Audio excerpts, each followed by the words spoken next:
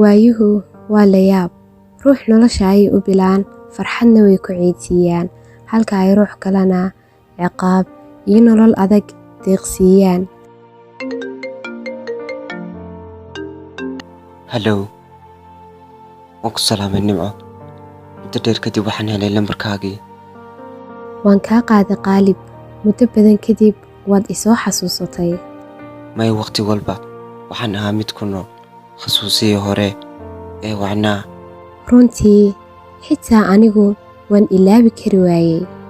Iga waran xaaladaada.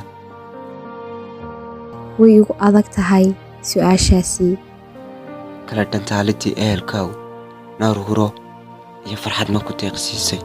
Qaalib, nolol bilaa wehel ahi naruuro ma laha. Nimco, halkee baad ku nooshahay? Kanada, dhabtii aad baan kuugu xiisay. In badan waan kuu xiisay.